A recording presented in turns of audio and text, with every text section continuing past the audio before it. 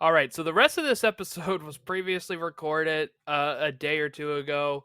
Then we haven't put it out yet, so we're like, hey, there's some transfers. Let's talk about them. We'll discuss them here. So if we get to a later point and you're like, Logan says, Dallas didn't have any forwards, it's because that was recorded before this part that you're listening to now. All right. So Logan, I guess let's start with the Dallas one then. All right. Tell us who they got. It looks like it just became official.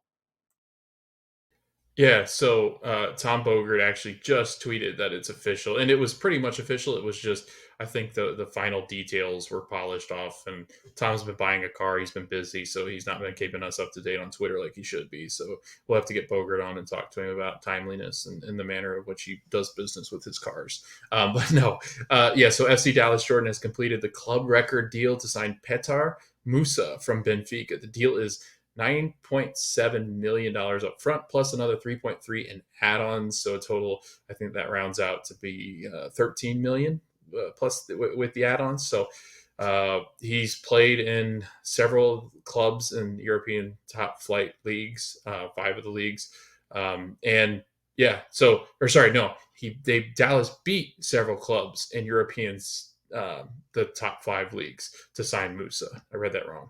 He's got 6 caps with Croatia, so he's had some time where he's played with the Croatian international team. If you know anything about Croatia, they are a very good team. I think they were in the World Cup final. 2018. Yeah, thank you. So, Jordan, I guess I'll pass it over to you with this question. He has 6 goals, 2 assists in 890 minutes. He's been with Benfica. He's had some stops elsewhere, but it looks like he's had a lot of senior time in behind some of the big players at Benfica, who's one of the biggest clubs in Portugal. Are you excited about the signing? What does this do with Jesus Ferreira? Do we think he's staying? Like, what's going to happen here? Because I feel like this is going to be a lot of firepower all at once. Okay, so I think Jesus Ferreira is staying because if they were ready to accept money through Moscow that they couldn't accept anyway for $13 million, that tells me that that's probably the only offer that's come through.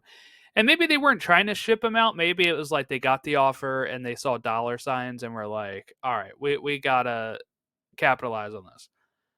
So I think it would take a big deal for them to ship Ferreira out. But I think this is a good deal. I think it's a good deal. Benfica is a good team, so to be getting that many goals in that many minutes, I think is a good start here.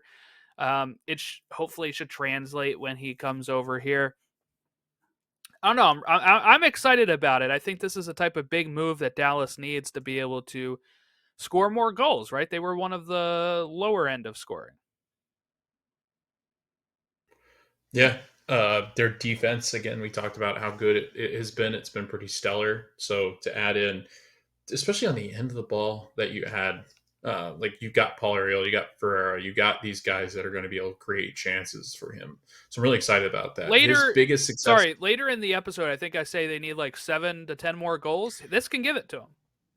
Yeah, this should give it to him. I think first year, I think it'll be interesting because those are always the growing pain. But it seems like people have done really well their first year. It's that second year where they've kind of gone back to the mean. But Jordan, just before we move on to the next one, so that we can stay underneath the time that we need to, he played for Boa Vista, which is also another top flight team in the Portugal Premier League, which is what it's Primera Liga, I think is what it's called.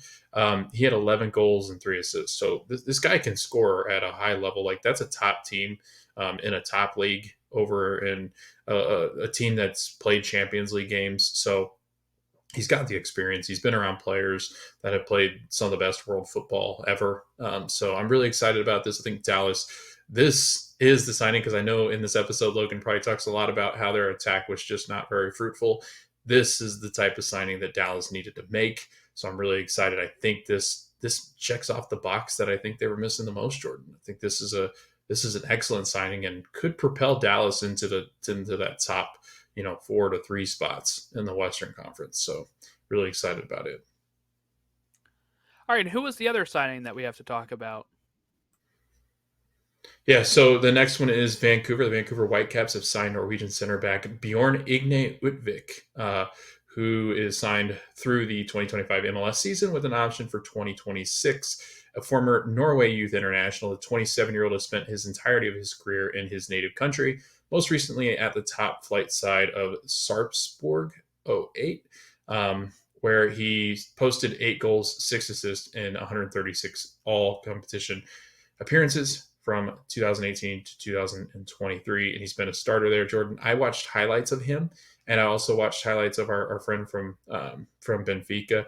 This player, Bjorn Udvik, he likes to slide around a lot. Like all of his highlights are him slide tackles. Like it's tons of slide tackles in the box. It's physical. It's a lot of fun to watch. Like he's a very entertaining center back. He does a lot of passes out of the back. Some of those diagonal passes that are just kind of like I think they're more like Miles Robinson, a Kellen Acosta like, where they just kind of float and end up at the feet of some of the wingers and attacking players.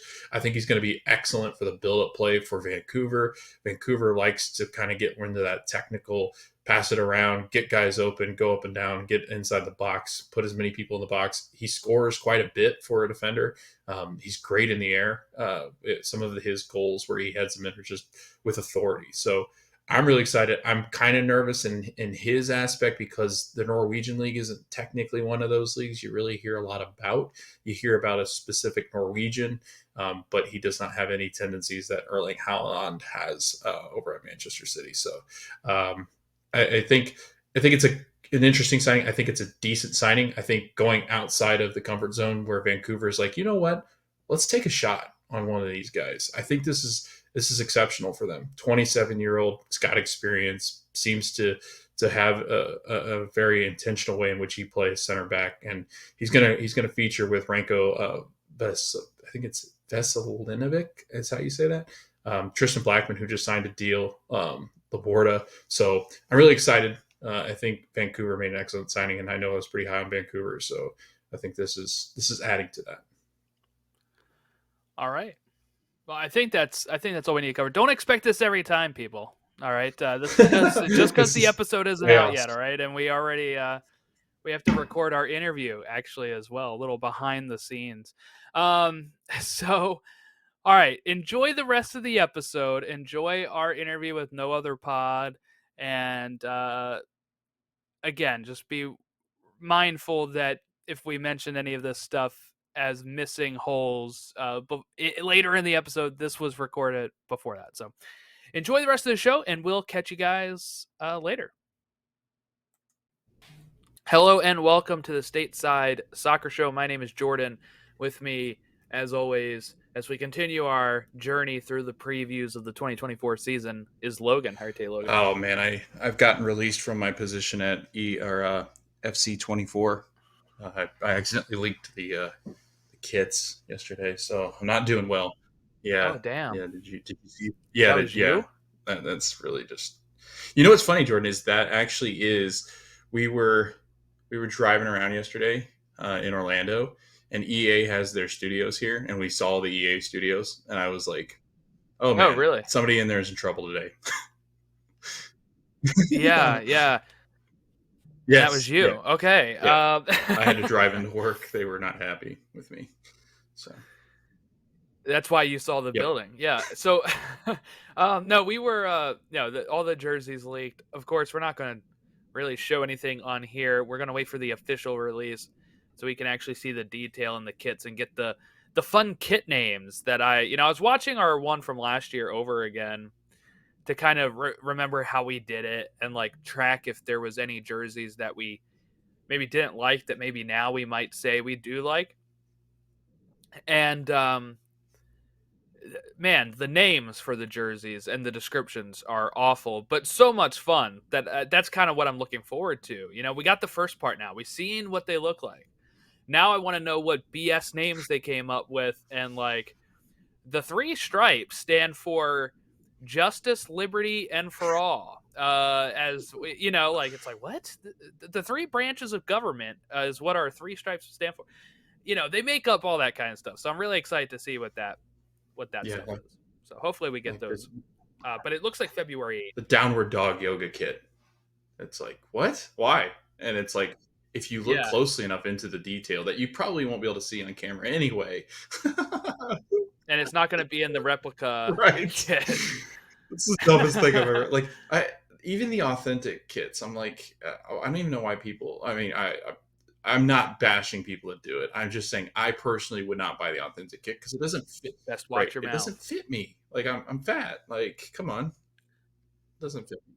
Well, that's the good thing about losing 45 Well, I pounds mean, is that I can fit it. well, when you're overweight, Jordan, you don't fit into the authentic babies.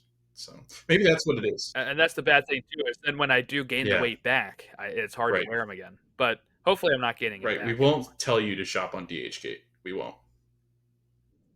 We won't.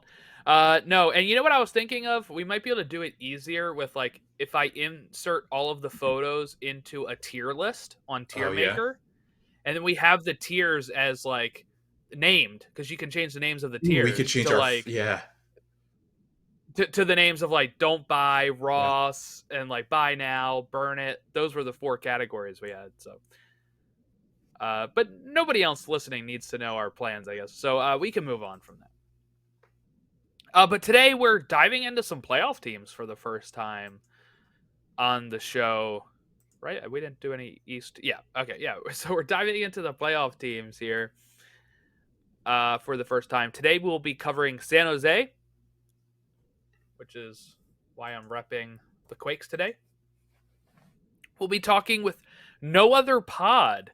I know that sounds confusing. It means like you might think that we're not having another podcast on, but we are having another podcast on, and their name is No Other Pod. They've been on the show before.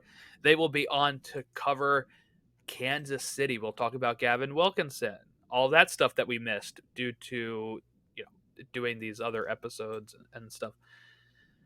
Then we will cover Dallas, Vancouver, and RSL. And this is there's only 3 episodes per conference, so we're actually going to be 2/3 of the way through the West by the time we're done this episode. But it's fun. We get to actually start with some playoff teams for the first time, which I'm excited for. Yeah, so I guess should we dive on into San Jose? Yeah, I mean that's a long trek for you and I, but I guess we can head over there and see what's going on.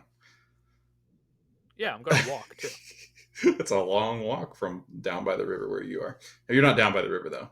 You're I don't know where you are. Where are you? An hour away from the river. What river? I'm so confused. Yeah, let's do it, Jordan. Let's get into San Jose. I'm interested to see what we come up with.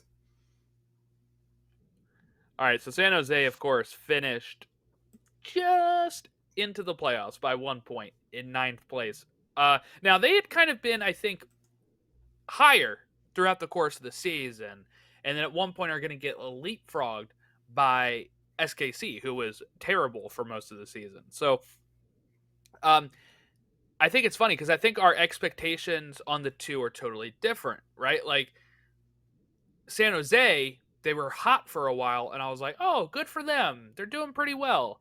And then you kind of ignore, like, okay, they kind of slipped off near the end. And then really had an awful playoff game, 0-0. SKC moves on in penalties. So it's like, I sometimes think I'm more lenient on San Jose because I wasn't expecting as much. So while I think if it was another team, I'd be ripping them for probably being hot and then falling off. For San Jose, I'm like, hey, you made it. You made it into the playoffs. Congratulations. They did have some, changes throughout the season. Luchi Gonzalez, coming into management.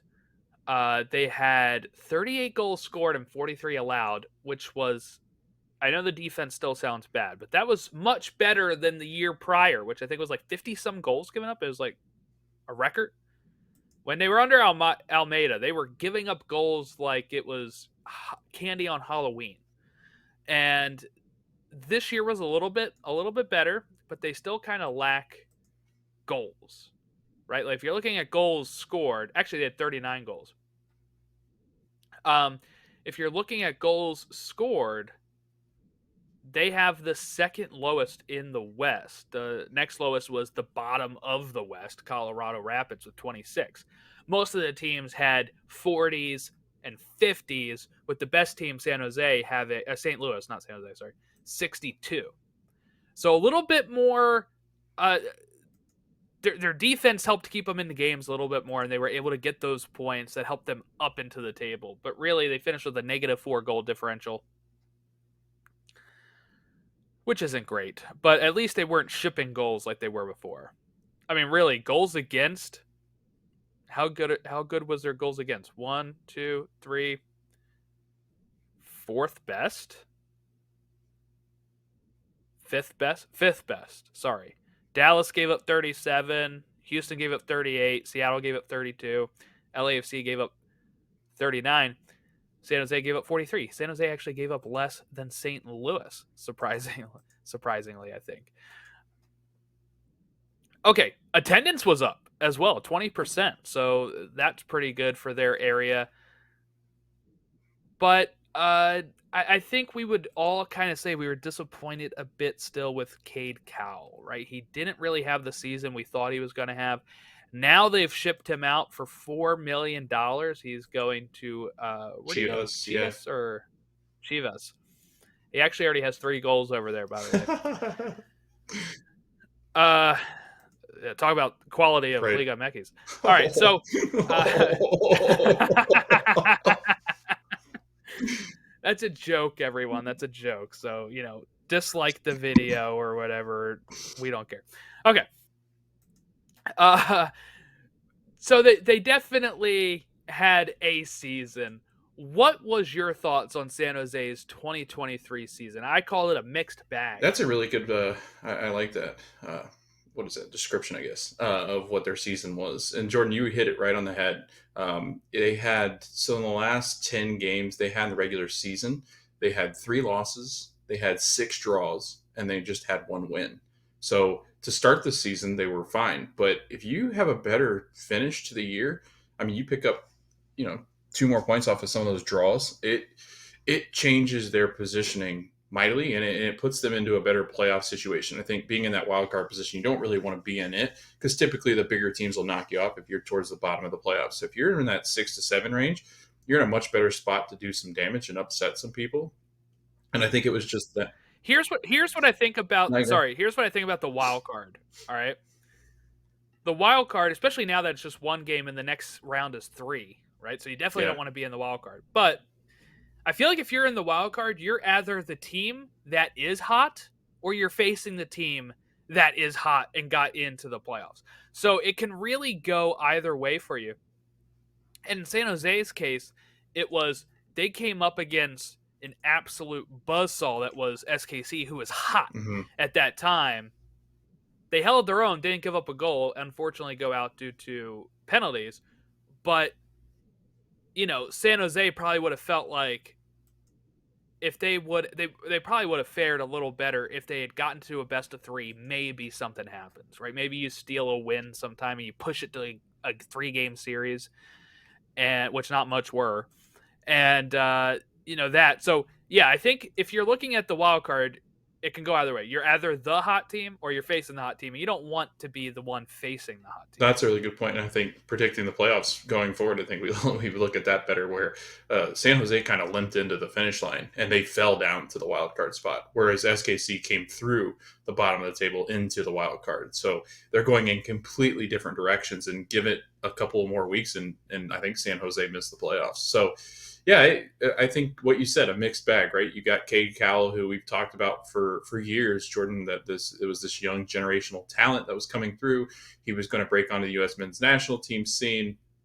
He was going to start to make a real difference for San Jose. And I think the player pool that was U.S. men's national team put a lot of pressure on some of those guys that are at the number 9 position until Balogun shows up. But he never really did. He never panned out, I don't think. And I don't know if it was system, because he does have 3 goals and a lot lesser Liga Mekis side. But I think ultimately, I think it's a great change of scenery. I think sometimes those younger players, that's what is needed. And I think that's why you have a bunch of players that will come back to the league. And I think that's a good platform for them to be able to come back. And especially since this league is growing tremendously, I think it's a nice bounce back to where it used to be you come back and it was kind of seen as a failure. But now I think it's more of they're coming back to, so it's like a Sam Vines or a Cole Bassett. I think it's similar to that aspect where they're coming back to kind of, mend their careers. Whereas I think Cade Cal is a kind of similar situation where he'll maybe bounce to Chivas and then, he starts to perform well and then he's sold out to a European side. Because I think that's ultimately everybody's destination is a higher league ranked in the European side. So yeah, in a mixed bag, Luchi Gonzalez, I thought coached his team pretty well. They had some talent, but I think some of the talent is, I think they've hit their ceiling. Like I think Abobasi's he's got a ceiling that doesn't really, he's not that player that moves the needle. I don't think that they really have that player. I know Montero went over there and he doesn't move that needle at all, really. He's got a ceiling. You just got ceiling players, and that ultimately, hinders what you're going to do in the league, and especially in the Western Conference, I think, because there are a lot of ceiling players right now. So I don't know. It was like I was really impressed with the beginning of the season. I was hoping Abobasi had a better year. Yeah. He didn't have a better year. He regressed. Montero regressed. Cade Cal wasn't great.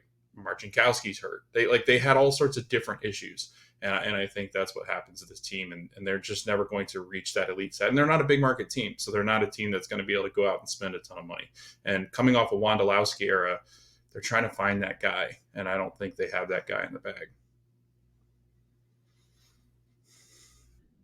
Yeah, this is what's tough too about doing this like so early. Is of course like I think the transfer window is open till April for MLS, so like we're going to be, the teams are going to be adjusting throughout this season, so we can only go off of what's been done so far, and they bring in William Yarborough, the former Rapids goalkeeper, who's going to be the backup to Daniel. Preston Judd traded from the Galaxy. Galaxy got $250 in GAM. That's $250K, not just $250 in GAM. That would be kind of wild. Yeah. Here we go. We'll give you $250 GAM. Alfredo Morales, the former U.S. international, is coming over to San Jose. This is the second year of Luchi Gonzalez, who hopefully is going to be able to push forward here. Apparently, he's very impressed with Judd and is, but Ibobasi is probably still the number 9 up there. Yeah, I don't know. So if we're grading them last year, I said a mixed bag. I feel like a mixed bag would be a C+, and that's what I'm going to give them. Yeah, I was going to give them a C. Their young talent just didn't do anything, and that's kind of what they were banking on. And now they're kind of in a oh crap mode where they go, what do we do now? And so we'll see. All right, so I don't know. You want to talk about what's a successful season for them this year then? Because we kind of alluded to it with them needing to get more production out of some of these players and stuff. But what, for you, is a successful season for the San Jose Earthquakes in 2024? They'd like to see the progression of Nico Sakiris, who was their defender that was real promising. And I think for years to come will be real promising. Roger Espinoza, real solid year last year. One of the best wingers in the league right now. Ibobasi, they'd hope to see some progression from. So I'd say like they're looking for some progression from some of these players, or at least some bounce backs, because they have a lot of good talent on the roster that they kind of can fill in and around. Daniel's a great goalkeeper. He's going to keep off Marcinkowski. He's going to keep off Yarborough. You forget David Ochoa, I think it is, that's there. And it just, they've got goalkeeper galore, so I think their goalkeepers are fine. They're not going to run into an issue there. Even if they sell Daniel, they've got good, I think, backups in behind him. So yeah, I'm looking for a year of improvement from San Jose, or at least finishing, right? The finishing of the season. So I'm looking for them to jump out of that wild card range. I'm hoping that they finish, 5 to 7, I think would be a successful season for this team, because I think the teams ahead of them just have a lot more talent. They got a lot more, they're deeper pockets above them. And I do think that some of those teams come crashing down from there, from above them. So yeah, I think 5 to 7 is a realistic step. I think that's where they would have liked to step last year, but it just didn't happen that way. So that's what I think a successful season will be. I would agree with that. I think it's got to be out of the wild card, but still in the playoffs. When I say out of the wild card, I don't mean you're out of the playoffs. You need to make that step, like you said, and that's those same positions you were just talking about. Spots 5 through 7 they're not a top 4 team. Though they were kind of hanging around in that top 4 spot for a little bit in the season. It just shows how much they finished by, that they were lower, and it was kind of a weaker West last year anyway. So, yeah, I would say 5 through 7 is where you got to be. And if we're looking at who 5 through 7 was last year, it's Vancouver, RSL, and Dallas. You're thinking, okay, maybe I can take a spot from one of them. Or you're hoping for St. Louis to come back to earth a bit, and maybe St. Louis is not top 4 this year. That's what you're kind of hoping for. You're hoping like, oh, that was a new season bump for like a new team bump for them, and they're gonna kind of fall back down. But San Jose got to get in that 5 through 7 spot. All right, is that good on San Jose? Are we ready to move on to SKC? Yeah, let's move on. All right, so we're going to go to SKC. We're going to welcome in No Other Pod, part of the KC Sports Network. That's Jimmy Mack and Daniel Kuzer, and we will be right back. And we are back, and we have our guests, Dan and Jimmy from No Other Pod. Thanks for coming back on, guys. Thanks for having us here. Thank you, fellas. What's up? I don't know. It's been, Jordan and I were talking about this. It's been a little bit. I think you guys are now on a network, right? If you guys will tell people a little bit about the network and where you guys are found now. And because I think we didn't have you on last year. But just tell us a little bit about where you've been and how you guys been doing. Yeah, for sure. So last year we joined, it's called the KC Sports Network. So it is a network of podcasts that covers sports all around the Kansas City area. Chiefs primarily are a lot of podcasts that they have because, there's nothing going on with the Chiefs right now. It's a slow time. Yeah, sadly, but lots of Chiefs coverage still. Yeah. Yeah, so lots of Chiefs, but then they do Royals, and they got soccer. So we got No Other Pod that's on, you can find it under KCSN Soccer, wherever you get your podcasts. And we do a Sporting KC episode every week. And we got KC Current coverage as well, with the Current ramping up with their brand new stadium that Dan's got on lockdown on currently. So it's a good time. Yeah, that's pretty cool. Being part of a network, and the KC Current stuff is pretty awesome too, especially them getting their own stadium. Mm-hmm. Yeah, for sure. It's going to be world class. Looking forward to that. Yeah, so Dan, if you want to talk a little bit about the Ravens getting beat by the Chiefs, so that Jordan can. No, let's not. Let's not keep talking about that. I'm moving on. Moving on. It's all over Sports Center this week, man. I'm having a good time. Do we want to talk about the fumble at the half-yard line, or we want to talk about Lamar throwing in the triple coverage? Or no, I'm actually I used the Men in Black forgetting thing on me, so I can't even actually talk any about it at this point. You're like, I don't know what you're talking about. I don't know what you're talking about at this point. Who are the Ravens? I hate that they're calling it a Lamar choke job, though, and giving the Chiefs zero credit. Yeah, what the hell is that? I agree. And all the Raven fans that have been really upset. I'm like, we lost to one of the greatest quarterbacks head coaching combos in history. Once we start really looking at, probably by the time they're all retired, it'll probably be another like Brady Belichick situation. So yeah, can't be too upset. And Mahomes is a Sporting and Current owner. Yes, so there's that. Yeah, that's true. Yep. That's true. He goes to games. Yes, he does. All right, Logan, you want to kick us off with the first question here for Dan and Jimmy? Yeah, so Jordan and I haven't really talked about it on the podcast, and we kind of gave you guys a heads up, but it's the talk of town. It seems it's the talk of MLS. It was for quite some time on Twitter. I'm sure that all these new signings are a good distraction for SKC, who haven't really made any. But if you guys will just kind of reflect on the Gavin Wilkinson case, I mean, it seems like we're constantly doing this in this league. I don't know why it's a trend, but Jordan and I feel like we jump on this and talk about Merritt Poulsen, or we talk about different things going on in different sports and different leagues and women's sports. The NWSL had a ton of issues in the past 2 years. Yeah. So if you guys will talk to, because I know, Dan, you cover some NWSL and you cover that side of it. And you know a lot of, unfortunately, a lot of these characters that come to play in MLS too. So if you two will just kind of reflect on the Gavin Wilkinson the case and just everything you've kind of covered in the last couple of weeks. I'm only going to speak first to say that Jimmy should speak first, because this man was a social media pioneer when it came to gathering a movement, building a revolution, if you will, Les Mis style, carrying red flags.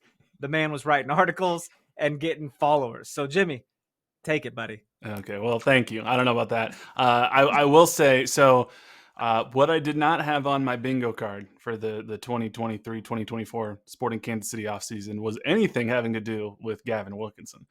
And it was quite a shock one day to suddenly see a report from Tom Bogert, I think it was first, that was like sources are indicating that Sporting Kansas City may be nearing a deal with Gavin Wilkinson. And everybody was like, that's weird. That doesn't make any sense. Peter Vermees is basically the lone voice of Sporting Kansas City, not just as a coach, but as a technical director and sporting director. So this is odd. And then 2 hours later, there's an email from Sporting Kansas City that's like, hey, press conference later today. And we're like, oh, this is a real thing. And so they announce Gavin Wilkinson as the sporting director, I think was his title in his illustrious 8-day career with Sporting Kansas City. And Peter Vermees was changed to something called the chief soccer officer, which is a fun title. And it was, I think it was Sam McDowell for the Kansas City Star that said, wouldn't it be great if the new hire in Sporting Kansas City's front office didn't have to apologize to women in the first 70 seconds of his first press conference? Sure. And it really just went downhill from there. If you haven't read any of the Yates report and Gavin Wilkinson's involvement with the Paul Riley saga, I encourage you to go out there and look up some of the great work that The Athletic did. There's a series of articles about it, but basically Gavin Wilkinson enabled and allowed continued abuse to happen, not just at the Thorns, but in Western New York and North Carolina when he recommended Paul Riley for a job. And I am very proud of the reaction that the Sporting Kansas City fan base had. I would be remiss if I did not call out in particular the ladies of SKC, which is a supporters group made up entirely of women. They really, I would say, took the main leadership role in organizing. There were some soft, I will say, statements from the Cauldron and the South Stand that many fans were not happy with and thought that maybe they were working a little bit too closely with the club PR on this. And ladies of SKC stood up and said, no, we're not taking this. And I wrote some articles for the KC Soccer Journal about sort of as a fan who sort of made my home in Kansas City through this club, what it felt like to me. And I'm not a woman or a victim of sexual abuse or domestic violence, so I can't imagine what it was like for them. And then 8 days later, they listened, kind of. They said, okay, even though we did our due diligence, which they doubled down on, y'all wouldn't shut up, so fine, we'll get rid of them, is kind of how it read to a lot of people. And the only speculation that we can have really is that they started getting some sponsorship pressure because... Well, yeah, Jimmy, we were drumming up a conversation too, like online and on our podcast as well. Like there was no sporting news to talk about. This was the sporting news. Right. And we had a news anchor reach out to the podcast and Jimmy went on the freaking news for like 8 seconds. It was ridiculous. I talked for like 10 minutes and they took like half a sentence. Yeah. Oh, good. Yeah. You drove all the way out there, but it was important enough that they wanted to do a story and you lent your time out there. You're not getting paid for this. So it's a big deal. I mean, it matters. Yeah, I think a lot of fans just felt betrayed. Like, why? And even if you put the moral part of this aside, just from a business standpoint, like, why? What's the upside to this? They knew they were doing something shady when you announced a technical change and there was no mention of his name and no picture anywhere. It's like somebody just got sacked in the Premier League when they're like, technical staff update. And they knew it was bad from the beginning. And there's been some reporting since. There are still questions to be asked. The Athletic basically indicated that Sporting might have been misleading or less than truthful in how they described the vetting process. And myself and a few other journalists have tried to ask Peter Vermees about that since, and we're getting the refer to our owner's statement, we're moving on answer. So it's, I don't know. I don't think there's a lot of closure, I would say, other than he's no longer with the club. But I'm also not sure that the club really learned their lesson as to why it was wrong. Yeah, I love this line in it. It says, we ran a diligent and exhaustive process to identify our new sporting director. It was grounded in deeply held principles and standards we have adhered to since we acquired the team. Dan, I want to get your thoughts on What the hell does that mean? Because it sounds like the exhaustive part of that search was like, should we pick up the phone and at least call him to offer him the job, or should we email him? No, man. It's that they had a process going on, and Peter Vermees was like, hold on, I got a guy. Yeah. Like, that's how it feels like what it really was. But that whole statement, there was like no accountability, no ownership, no apology. But there was a, hey, we did a good job here. We did the best job. Mhm. Exhaustive, and it's like, stop. Quit feeding us the bull crap. We're over it. Well, it It's like also the kid that makes got you in think. trouble and then doubles down. It just makes Yeah. you think, like, if they did exhaustive and they still came up with this guy as the only option, it's like you did less work than what the people on Twitter were able to suss out 5 seconds after. Like, it makes no Yeah. sense. And you were Well, right, and- Jimmy. Like, you said that it doesn't seem like they were really like backing down in this, and like as somebody that's outside of Kansas City, like we felt the same way when we read this. Is like, it sounds like they did it just because of the pressure. Like Mhm. they didn't want to say that, so they're just like Right. we're still right, but we're doing it because we're upset at you guys. Yeah, we want that Children's Mercy Hospital Kansas City money. You know what I mean? We're not Yes, trying to lose it. Yeah. I think they thought they could weather the storm, and they thought, and to an extent they may be right. Winning does fix a lot of things. I think they thought, let's get into the season. If things go how we hope they go, then by the end of the season, if Sporting are competitive or fighting for MLS Cup, people will forget maybe that Gavin Wilkinson's involved. And You would never let anyone forget, Jimmy. You would never let that happen. well, there were a number of people that were saying that that's not going to happen. And quite honestly, there was a part of me that was very curious what that first home game was going to look like. I mean, the ladies of SKC said they were not going to let it go. And we're all online in some way. Sometimes it's hard to know how much of this outrage is contained within soccer Twitter and how much of this outrage is reaching Right. the average fan. And that's honestly, I wasn't sure about. I wasn't sure how many people who were saying they were going to call and cancel their season ticket memberships were actually calling and canceling their season ticket memberships. And that's why I say I have to assume a sponsor like Children's Mercy, who has a very family-oriented brand by the nature of the services they provide, a nonprofit children's hospital, who is one of the premier sponsors of Sporting Kansas City. I wouldn't be surprised if they looked at the heat that was coming on every single Sporting Kansas City social post and was like, we can't really have our brand associated with this type of thing. It's too much, so fix it. So I don't know. It's still a hard thing to accept that it happened in a lot of ways. I'm grateful that he is no longer with the club, because at least in some way now we can focus on soccer for the remainder of the year, where that personally was going to be a little bit difficult for me. I don't think the saga is done per se, because now we know that there was supposed to be a delegation of soccer responsibilities. Peter Vermees, even though he was still going to be the top guy, was going to let somebody else take a little bit more active role in the scouting and the talent identification. Now that's a big hole in the org chart, where you have Peter, who's presumably still the chief soccer officer, who's now the sporting director. We don't know that. And there were other candidates. I'm blanking on his name, but the GM from the Red Bulls, who you can laugh and say, well, the Red Bulls haven't won a lot of trophies, but they've certainly developed some talent that have then gone on to have success in other big leagues overseas. If you could marry a talent identifier like that with a coach, the pedigree of Peter Vermees, maybe that would be a good combination. So that's why it's just so strange that like this was the choice. 13 straight years in the playoffs, though, the Red Bulls too. We can't forget that. They keep bringing that up. But no, it was good to see the fan pressure on it. Like, Jimmy, you're putting out a tweet like every hour, and I'm like, oh, let me like this and retweet this. He's on fire today. And I can't believe it was only 8 days. It felt like longer, honestly. And I think when you look at this sport in particular, I feel like we make a difference more when it comes to fans. We've seen it with the leagues, like the Super League overseas, right? And like, I'm sure if this was like, I don't know, I feel like if it was an NFL or a baseball team, they probably could have gotten away with it.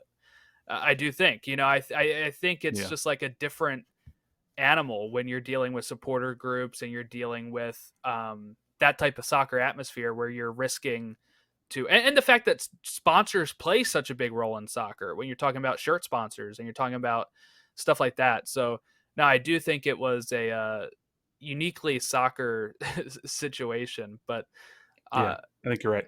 very glad to see the fans. I was surprised at how much it was continuing to go. It was really, really good job. If you ever thought your voice didn't matter, that's a bunch of bull. Yeah. I mean, it matters. Yeah, for sure. People were calling their reps. They were not getting great answers, but they were active. And I think you're right. You can look at examples from the NFL. You could look at examples from Major League Baseball, from the NBA, where people might get suspended, but people aren't losing their jobs. Players aren't losing their jobs. This is a really interesting case study, if you will, in the power of soccer supporter culture. All right, so let's move on from the Gavin Wilkinson talk. So last year, this club struggled mightily, and it was a shock to me because I thought they were going to be. I felt like I thought they were going to be good. I forget where I put them in the West, but I think Logan was a little more down on them, and then it was, a really rough start for them. But then they turn it around. They get all the way above San Jose, who had a great start to the season. And then they beat them in the wild card. They knock off the top team of the West. They end up losing to Houston. But it's, all in all, a much better season than it looked to have been when you're looking at like April or March. Mm-hmm. Kind of take us through that, I guess, just reflecting on 2023 and maybe people thinking, oh, it's time for Vermes to go, maybe, and then turning it around and knocking off the 1 seed handily. It was wild. It was wild at the start. I mean, we were hearing all that fire Vermes controversy, and we're like, hold on, like, let's not get crazy just yet. And then another loss happens, and then another draw happens. 10 games winless, and I was like, you never know who your team is until May. You wait till the end of May, see how their flow is. Well, we were garbage. And we could confidently say we're not going to go anywhere this year. It just wasn't doing well. And then fire sparked. And then it was like, hold on. It's not over. You know what I mean? And it just kept building from there. And by the time we got in the playoffs, it was house money. I was just like, I don't even care. I'm just happy to be invited to the party.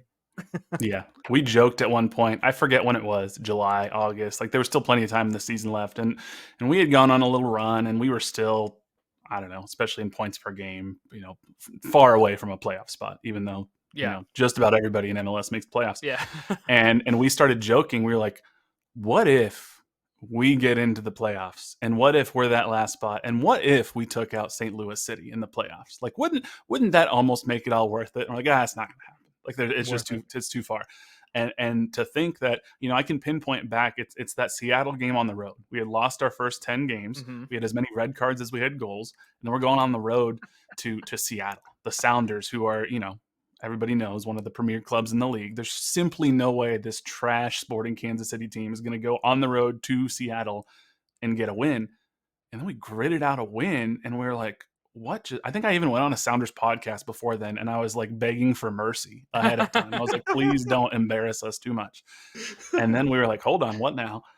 And there were some low points.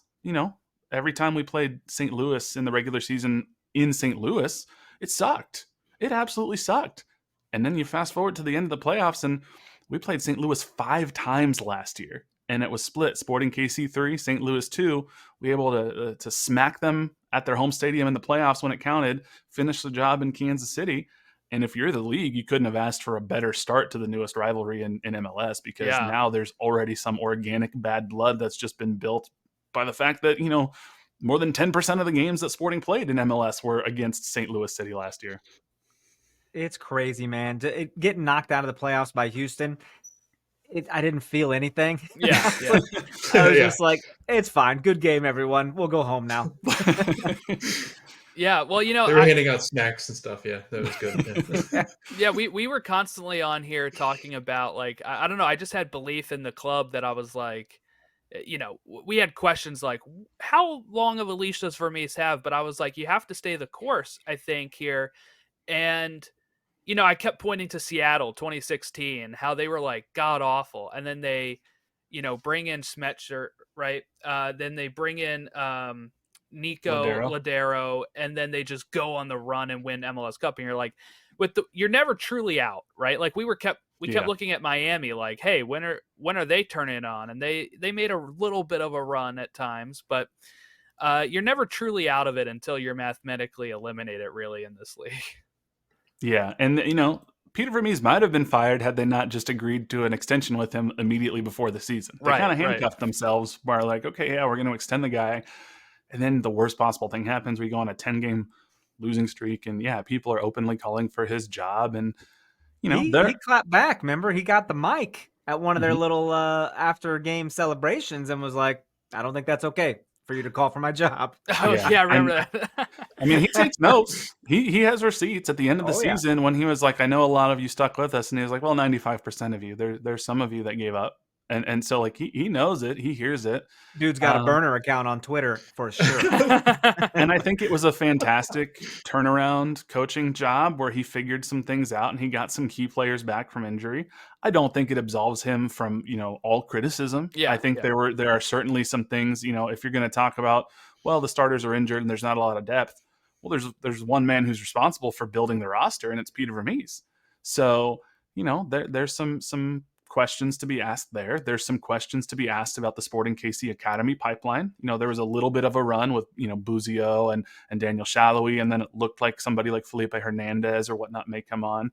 I think we maybe found lightning in a bottle with Jake Davis last year, who was a midfielder forced into right back due to injuries. But Sporting KC's Academy has not been the pipeline that Vermees talked about it at one point. Right. So,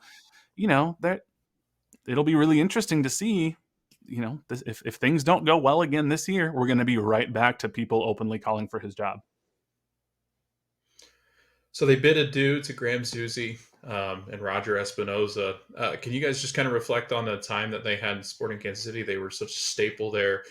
What's the feeling around Sporting Kansas City? I know they weren't as integral as they've got later into their careers, but just kind of talk to the people they are, and if you had any interactions with them or fans that.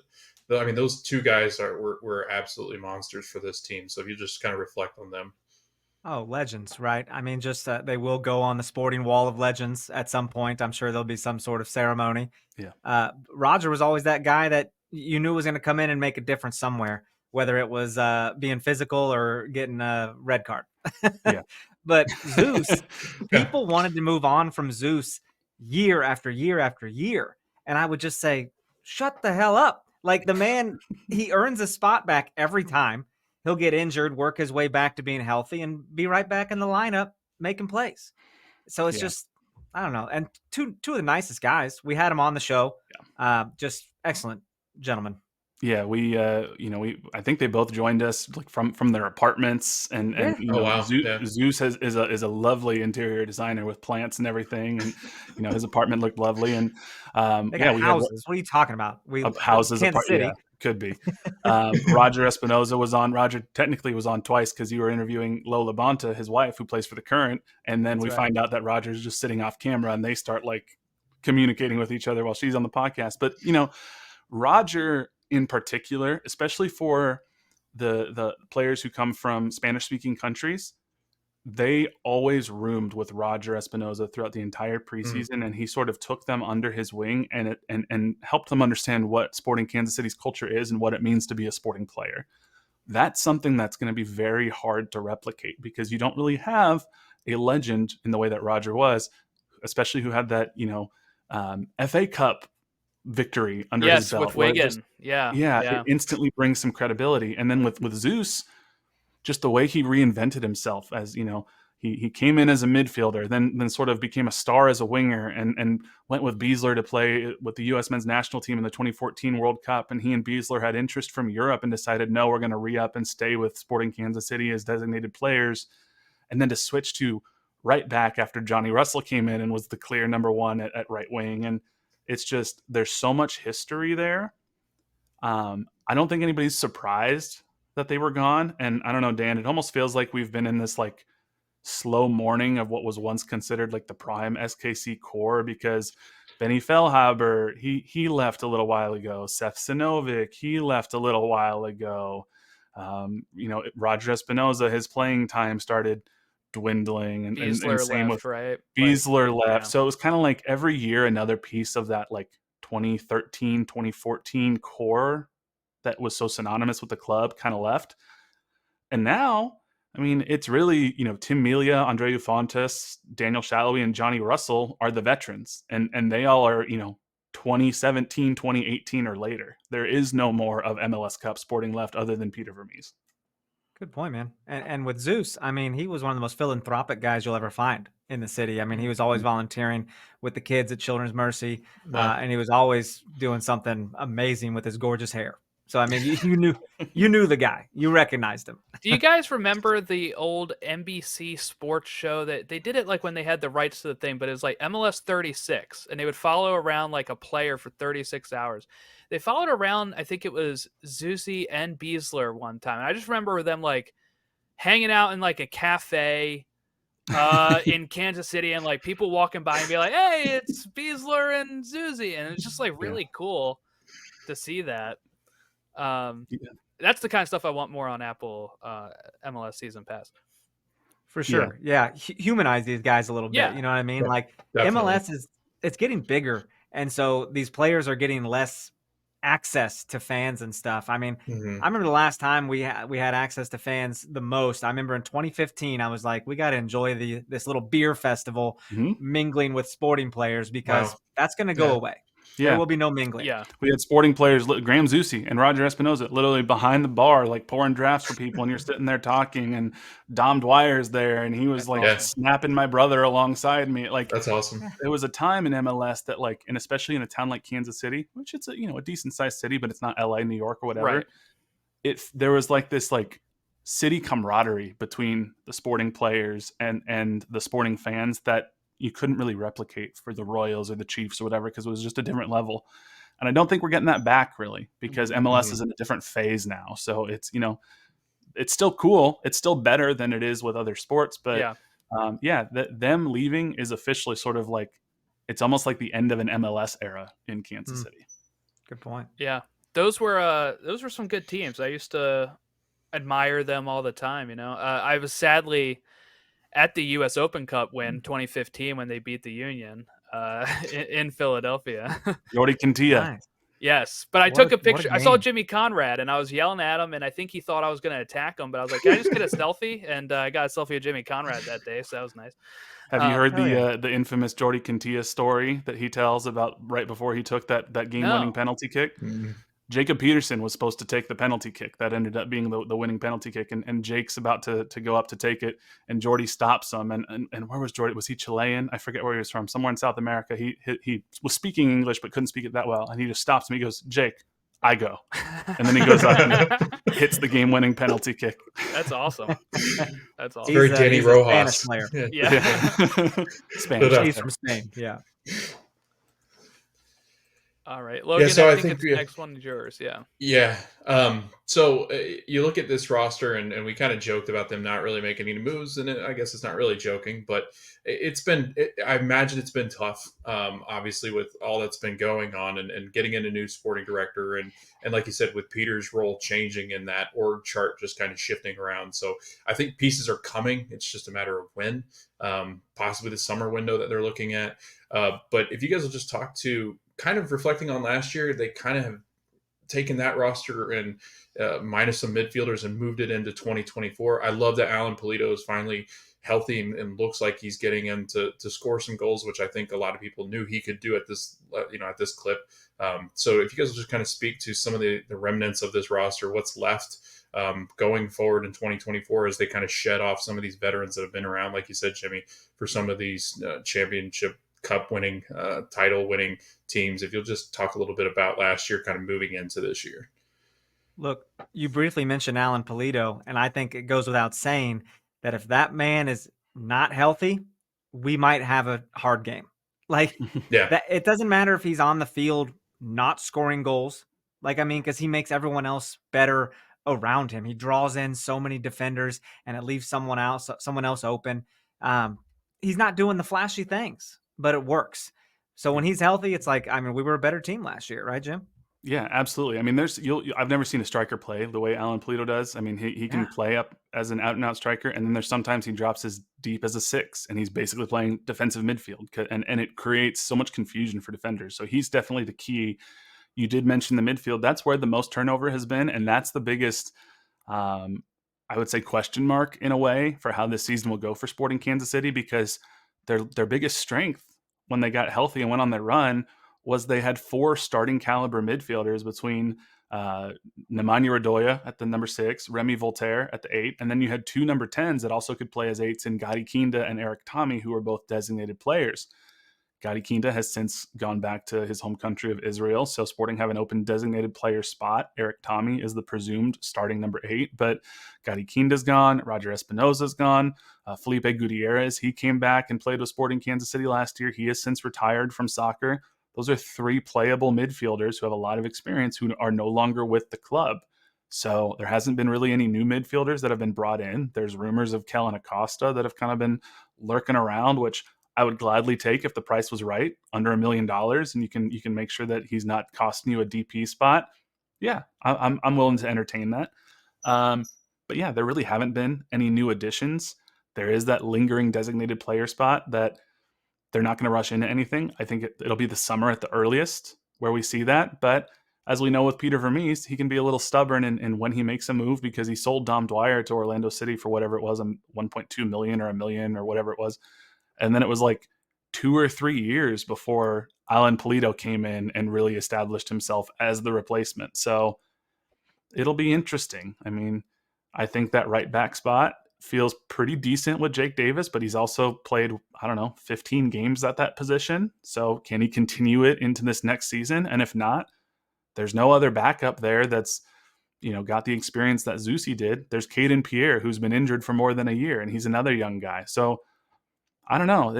There's not a lot of margin for error with this team. And Peter says there will be more players that come in before the season starts, but we also don't really have any international spots left because we just traded a few of them to Charlotte. So we're looking at domestic players like Kellen Acosta. It's the season's up in the air, really. I mean, it'll be interesting to see how we start, because Peter's still sticking by that. It's going to take us a few games to get ready. It's like, no, Peter, don't say that. We know what a few games to get ready means, and it made us all want to cancel our ticket. I mean, you laugh, you joke about 10, but that's what Peter has said word for word. It takes you 10 games to know what kind of team you have, and 10 games into last year we were winless, and then by points per game after that, we were the best in the West. And that was good enough to barely squeak into the playoffs. I almost wish we would have lost 11 games and he would have been like, it takes 11 games to get warmed up. Let's change that up. It's research, baby.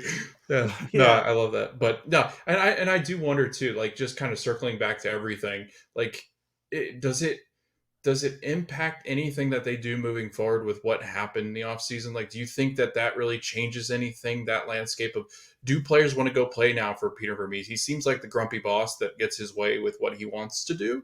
And I've always felt that it's more strict and more of a style of, I don't know. It seems like Peter's going to control what he can control, and he's going to make the decisions based off what he thinks is best. And with him still sitting in this weird, I guess, no man's land as kind of a sporting director now, like, do you guys see that as possibly being an issue for players that want to come into Sporting Kansas City now that he's created this kind of mess with what, whether it was him or whether it was ownership or a partnership of both? It's a good question. I mean, I don't know what you expect the current players to say, but whenever you talk to them about Peter Vermees, they're all very complimentary. I do think he's a good coach. So I think once you're there as a player, it's not he's a hard ass at times, and especially if you're a left back or a right back, you're going to hear it because you're running up and down the touch line where he is. But I don't know that it's that so much, and the facilities that Kansas City has are incredible. Peter Vermees has said, once you get a player here, it's easy to sell them. The hardest part is getting a player to Kansas City in the first place to even see it, because not a lot of people know about Kansas City, or they didn't, at least. When you're competing with Miami and Lionel Messi and David Beckham, or you're competing with New York City or Chicago or Los Angeles, that's a hard sell. Quite honestly, having somebody of the stature of Patrick Mahomes has elevated the Kansas City landscape in general. More people now know what Kansas City is than they did pre-Patrick Mahomes. You want to talk about that? He got a picture with Anton Griezmann after his game out there, right? Yeah, there have been, for 2 or 3 years now, rumors of, Griezmann come to Kansas City because he's, BFFs with Patrick, apparently. And he loves saying he wants to play in MLS, too. Griezmann says, every time, I want to go over there. So right. And I'd take a wing right now or an attacking midfielder. So, hey, Antoine, let's talk. But I think the bigger question for Vermees is this is a really important season. Can you transition into letting go of a little bit of power to allow you to focus more on your coaching abilities? Because I think we have a really good case study in another sport of what happens when you don't do that and you try to do everything yourself. And arguably the greatest coach of all time in NFL history just got fired from his job because he couldn't let go of the roster construction part that he was not good at in Bill Belichick. Yeah. And now is jobless as of this recording, even though he was a great actual coach, we think. Tom Brady might say different. All right. So for our final question here, it's the one we always like to ask here. What's a successful season for Sporting Kansas City this year? Is it improving off of last year, either not having a 10-game losing streak or winless streak, or is it a get to the conference finals? What is the line here? Man, I think you want to miss that play-in game, right? You don't want to have to play San Jose to penalties on a Wednesday night and then turn around and play the best in the West on Saturday. It's a rough time. So, if you can miss that game, that's a success in my book. Yeah, I will say the way that Sporting talks about competing for trophies and quite honestly, the way that this fan base has come to expect being competitive, which even though it's a different MLS landscape and everything, I would argue that if you don't get back or if you don't get to the conference final game, there's going to be a pretty decent portion of the fan base that may not be happy, because then how many times over the last, it's 12 years now, 11 years now since the last MLS Cup run, there have been 2 or 3, 4 times that we've made it to that conference final and haven't been able to do it. So there's only so many times where you can say, well, yeah, we made it to the playoffs and we got to the conference semifinals and then soccer happened. Eventually, you got to get over that hump because you're running out of that cachet and that trust with the fan base. So that I would say as of now, that's a tall ask of this Sporting Kansas City team. If I were a betting man, I would not put money on this Sporting Kansas City team as currently constructed to make it to the conference finals. But if you take the temperature of the fan base, if they get into the playoffs and lose in the first or second round again, I don't think many will be happy. All right. Thank you. No, I probably agree with that. So if one of you guys want to just say where they can follow your show and follow you guys on socials, and then we'll get you out of here. Yeah, check us out, KC Sports Network. You can see KCSN Soccer wherever you get your podcasts, or on YouTube. We got a YouTube channel. You can see Dan's gorgeous background on KCSN Soccer every week. Or the hair. The hair's great. Sometimes it's in a man bun. You never know. So KCSN Soccer on YouTube or where you get your podcasts. You can follow us, No Other Pod, on Twitter and Instagram. And then I'm at JCMac03 if you want to see my wild takes. And Dan's at Dan Kuzer, I believe, right? Mm-hmm. Yeah. All right. Thanks, guys. Thank you all. Enjoyed it. Thank you. All right. So let's go ahead and give our report card for 2023. Logan, this might sound crazy. I'm going to go B-. I'm going to give them the minus for the bad streak. But I think being the best team in the West from May onward and knocking off the 1 seed gets you a B. I just really think it does. They seemed very, very satisfied with how they got in the playoffs and bounced out. Now, of course, that's going to change going into this year, as they said. So you can't do that twice, right? You can't have a 10-game winless streak and squeak in again and knock off the 1 seed again and be satisfied. You want to see some progression, but I got B- for last year. Yeah, I think we talk about this a lot in sports, right? Where you get into a big hole and you climb out of it, but you just don't have enough steam to keep it going. And I think that translates more into what this season means for them, 2024. 2023, like you said, Jordan, I think it was a B. I'm going to give them a B because I think this team outside of that horrible start with the 10 matches, this team's a pretty good team in the West. And like, I know they struggle defensively, but again, they just found ways to win. Like, they're a lot different than some teams we covered, Jordan, because when it came time to find ways to win, they do it. Whereas I think we talk a lot about some teams where it's like they score a lot, they don't defend very well, and they just don't know how to pull out wins. This team was the opposite, and I think that has a lot to do with their veteran presence, and I think it has a lot to do with Peter Vermees. All right, so successful season. Dan said playoffs, not the wild card. Mhm. Jimmy said that the fans will probably want conference finals. I'm going to go ahead and say, yeah, you have to get not the wild card spot. I'm going to agree with Dan here. Playoffs, not wild card, because you want to see progression in the table. And then I feel like sometimes judging stuff by playoffs on like when they start, like getting to a conference final, Yeah. is really just like anything can happen, right? Especially in MLS playoffs. Yeah. So I feel like a success would be like, all right, they finished 8th, maybe finish 6th, get above the wild card, play a different team. Mhm. You're not playing the 1 seed then, and let's see how you shake out. So, do you agree with that? Yeah, I think so. And the 1 seed that's sitting there, Jordan, is not usually an expansion side. Yes. Yeah, they You know what I got mean? Like, lucky with that. They did. yeah, Because and they had a hot start. Like, they Vermees, had the opposite. Vermees and SKC have so much more experience than what St. Yeah. Louis had, and that was very Yeah. key, I think, in St. Louis absolutely losing to SKC in the playoffs. Yeah, I'm excited because we'll have the guys from ball watching on to do the next half or the last Other part side of of it, this, right? yeah. The other We'll side of talk to this, the other right? side. For St. Louis, but I think St. Louis kind of had I wouldn't say collapse, but they did not play as well as they started, obviously, because they just kept winning. But yeah, no, I think Jordan, exactly what you said. Like, I'd say verbatim, word for word, what you said. Because I do. I think they've got to get to that position, right? They've got to be able to a successful season for them. And Sporting Kansas City is one of those teams that they're not a team that likes to just sit down on the bottom of the table. Like, they're just not. And Peter Vermees is not going to be happy with that. I think they're very calculated in the moves they make. I don't think a signing's coming unless it's going to be Kellen Acosta. Does he really move the needle? I don't think so. But I think with the DP spot open in the summer, that seems to be when they really like to make a splash because they're very patient. I think that's where you're going to see a bigger splash, and maybe this SKC team really start to push towards like that sweet spot where they need to be above, where they don't have to play that wild card game anymore. All right, moving on to Dallas.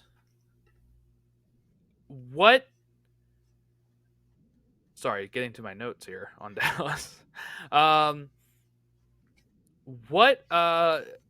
What were your thoughts on Dallas last year? Because if I'm giving them, I'll give out my report card very early here on this one because I felt like I had high hopes going in for Dallas last year. Where did I put them? I had put them on 2nd.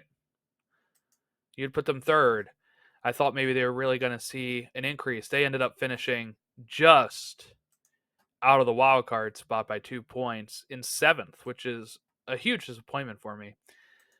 So while it's going to seem weird that I gave San Jose a C+, I'm giving them a C-. I think when it comes to report cards, sometimes it's expectations, and this team did not meet those expectations. I think there was times during the season where they were kind of higher, but then they just like I'd always look at the table and be like, wow, they're still kind of low. I thought they were going to turn it on at some point, and they never really did. Yeah, I agree with you. I think going into the season, I mean, they've got talent for days on that roster, and especially in the attack. I think when you look at the attack of, you had O'Brien, you had Paul Arriola, you had Alan Velasco. You look at that attack and go, okay, cool. They did struggle with some injuries, but I think looking at the team, looking at how deep they were, I agree with you. There were times where I'm like, okay, I'm waiting for Dallas to take off. Okay, they can replace some of these players that they're missing, but it never came to fruition. I think reliance on not being injured all year for some of these players is key, and maybe adding in some pieces that are attack minded and getting to a point where they feel comfortable, where they can start to create some of these goals and goal opportunities that they were missing. So Yeah, I think definitely a mixed bag because of the injuries. So we've used that a lot.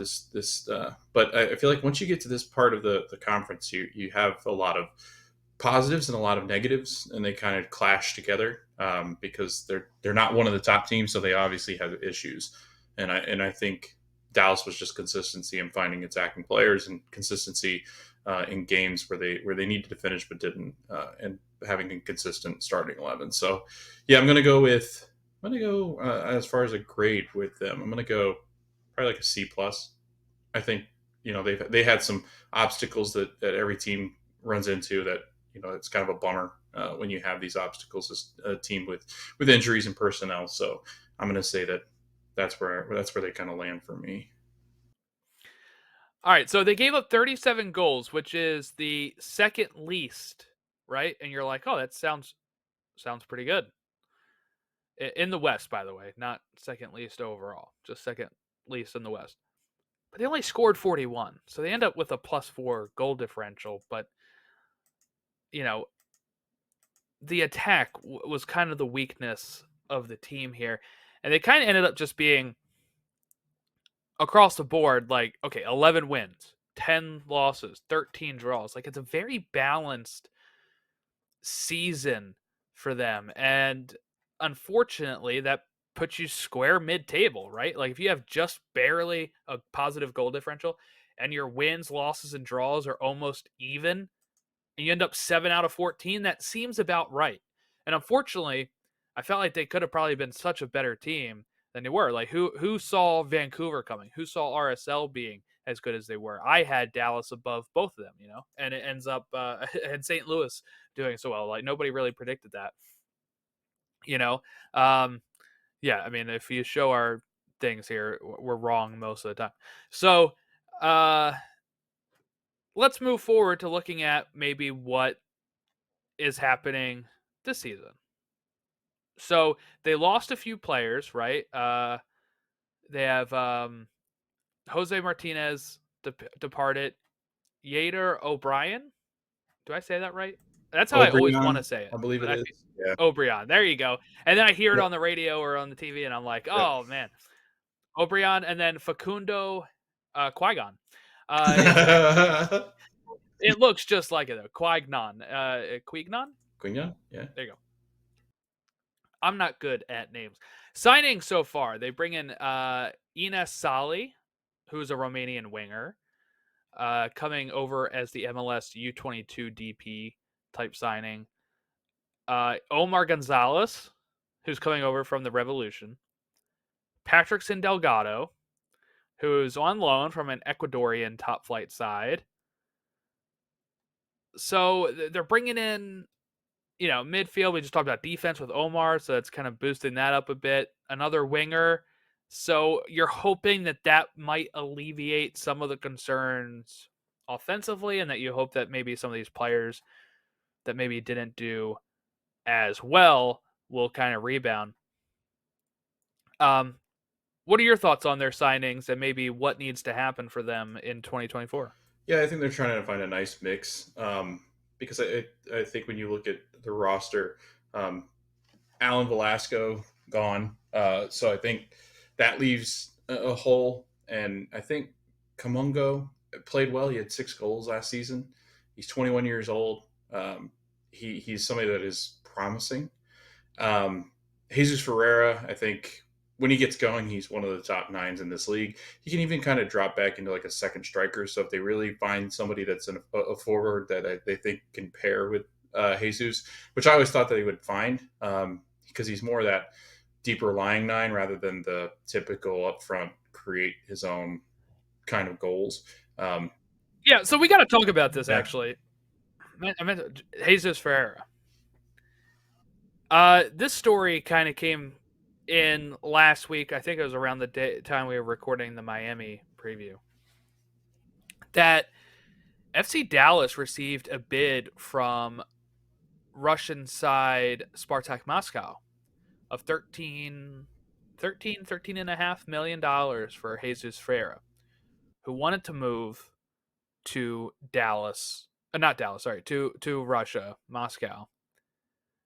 And ended up, it got denied by the league.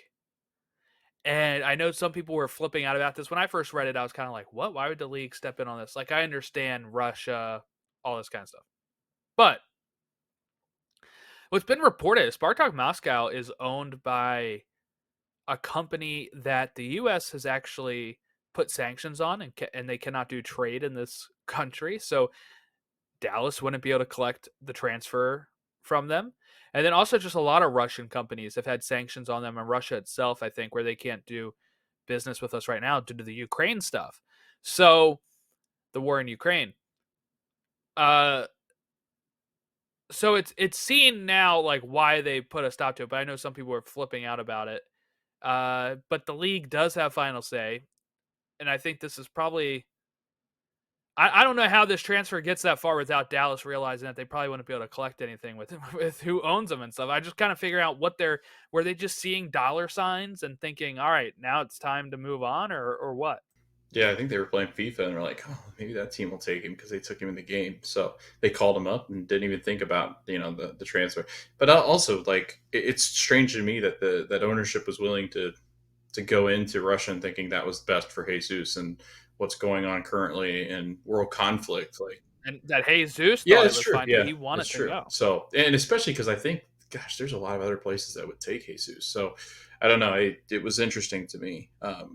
But he scored in the preseason game against Miami. Looked good. Yeah, early too, Yeah, wasn't it it? was really Early goal, early. like 40 Yeah. minutes in or something? So no, he looks good, and I think that's he's so critical to their season. And my concern too is that maybe they were looking to collect the money before they made that deal, but they didn't have any idea as to where they were moving on to next. So it really, again, Yeah, who would they? They would have yeah, lost goals. but here we are with Dallas once again, right? And maybe we talk a little bit about this and shed light on that. They always look very willing to move on from their players without much of a plan going forward. Like, they always have young talent that they're like, all right, this is great. Let's move on from them. I don't know. Like, Yeah, I mean, especially their right yes. backs, right? They're like, all right, get rid of you. Oh, Brian Reynolds steps up. All right, get rid Yeah. of you. 4 games after you started. It's like, Yes. what are they doing over there? So, but no, like, Jordan, they've got such a promising attack. Like, you look at that, and they're one of the best attacks on paper, I think. But none of them stay healthy. Areola doesn't stay healthy. Pomical's never healthy. Leggett, he's getting older. Like, they're not going to be somebody that so they're relying on some of the youth that they have. And Paul Areola sometimes has trouble with that. But too. and again, I think that's where you run into the issue is they're going to rely on a lot of these players that inconsistency has been their thing. And Jesus Ferreira, same thing. He'll have flashes where he looks like Golden Boot. Then he has flashes where he just completely disappears. So it's a lot of inconsistency. Their defense is always really good, and they've got a really young, promising talent coming up. So in Tafari. So I don't know. And he's 25 when I say young. That's not true, I guess. He's 25 is pretty old for soccer. But I mean, he's in his prime, I guess you could say. But they've got a great goalkeeper in Pais, or is it Pais or Pace? I can't remember how to say it. I think it's Pais. So again, they've got a solid core and skeleton and around the team. But the inconsistencies of a lot of their players is a major concern. So if you're looking at a successful season for them this year, 2024, what are you looking at? Because I'm looking at, like you said, the attack needs to be better, right? And I think if the attack's better and their defense is still solid, that should raise them up the table quite a bit. I mean, other teams near them had 55 goals, 48 goals, 51 goals. So if you add another 10 goals and you keep only giving up 37 or less, you're looking at that sounds like Houston, by the way, 51 and 38. Yeah. So that puts you in top 4. So if I'm going what a successful season is, just get into the top 4. Do what I thought you were going to do last year. This is a team that absolutely should be pushing for that. You're reading some of these names on the depth chart, like you said, Pomical, Leggett, Areola, Jesus Ferreira. Like, Those are big names. Omar Gonzalez is coming over. Like, they should be pushing for a top 4 spot in the West. I think they can get there, but it's going to take, when you're looking at the top 4, that would have to take either Houston or St. Louis falling out, because I do think, not to spoil it, I think Seattle and LAFC, you can always bet on them being in the top 4. So there's really only 2 spots open in that top 4 most of the time. So they have to leapfrog Vancouver, RSL, Houston, or St. Louis to get in there. And I think those are teams that they can absolutely do. They've done it in the past. It's just, can they actually do it? But for me, it's top 4. I know that sounds maybe harsh to Dallas fans. I don't know what Dallas fans expect, but I feel like this club is a club that used to be challenging for supporter shields and like making runs in playoffs when they were under why am I blanking on his name right now? Orlando's manager. Oscar Pereira. Why am I blanking on that? Okay. And I feel like for them, they've kind of fallen off a bit on that. And with the squad that they have, they should be maybe challenging for that type of stuff again. I would assume fans are along with the same thought as I am. They're an original club from 1996. They should be pushing. Yeah, I feel like, Jordan, more seasons than not recently, we've talked about how Dallas can make that push, right, to the top 4 and be a competitor, especially with the defense they have. They've always had a really good defense. And to give up 37 goals, that's nuts. Like, there's not many teams that allow that little. So, yeah, they need 10 or 12 goals. I'm not sure they've got anything on the roster that can do that. So we're still here, right? We're still here, I think, with Dallas. We're still at that. There's still a successful season for them. Yeah, it would be a top 4 position, but I just don't see it yet. Like, I don't see. They need a lot more from their attacking players, and those attacking players are getting older. Like, those windows are closed. So it seems that, I don't think Paul Arriola is going to have a year like he's had in the past. I don't think Jesus Ferreira is going to continue to stay in Dallas. Like, I don't know. Like, I don't know where you go. And if they're looking to sell Jordan, this smells like blow up. Like, this smells like we could be looking at this team as one of those teams we go, wow, they've really missed the mark. I don't know if their defense allows that, but their attacking front is still wavering in the wind, and I just don't see where they're going to get much better. So, successful season, top 4. We'll see once we get the predictions. What's funny is season. Okay, so how many goals did they give up in 2022? Do you know? I'm gonna guess 39. 37. Did they really? So they've been one of the most elite defenses. How many did they score? I'm gonna guess 43. 48. So they might only need 7 more goals. And they were Right. top 3 in 2022. So the defense is a top 3 defense. It's, can they get the offense? And that's going to be the big question for them going forward. So you said top 4 as well? Or were you leaning more like, okay. Yeah. Or a successful season, yeah. But when we're talking about other things, that'll be later. Yeah, when we actually do the predictions. Okay, Vancouver. Moving on to Vancouver, as we're just got 2 clubs left to talk about here. Vancouver Whitecaps did talk about a bounce back, right? They made the playoffs in the 6th spot. They were, I think, exciting, right? Like, that they were an exciting team to watch. It was great to see. I always like when Vancouver's good. I just love when, the Cascadia region is good, and Portland just missed it by 1 pointer. We would have had all 3 in there, and I think that would have been like the first time, because Vancouver like barely ever makes the playoffs. Don't quote me on that though, because I'm not actually sure on a time if they've all made it or not. But Vancouver doesn't make it a lot. They made the playoffs. They had 55 goals scored, gave up 48. Which is still pretty good compared to some of these goals that people were giving up in the 50s on the bottom of the table. So that's why they're kind of sitting mid-table. 12 wins, 10 losses, 12 draws, 7 goal differential, 1.41 points per match. So, 6th place, much higher than I think we had them. I had Vancouver at 10. You had them at 11.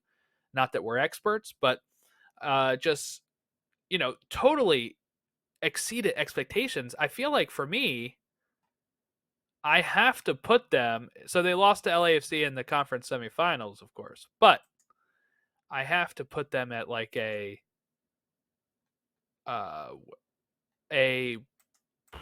last year. What would I'd probably give them a B plus. I think that's a good season for them.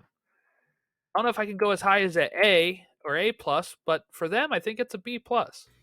Yeah, the beginning of the season and the end of the season were kind of underwhelming, but they had a nice stretch in between. I think it was like April, like beginning of May, where they started to turn it on a little bit. The beginning of their season, I think they had 2 wins in 9 games. So, and then got absolutely smashed in the CONCACAF Champions League by LAFC on a aggregate. I think it was 6-0. It was nuts. Like it was like, oh dear.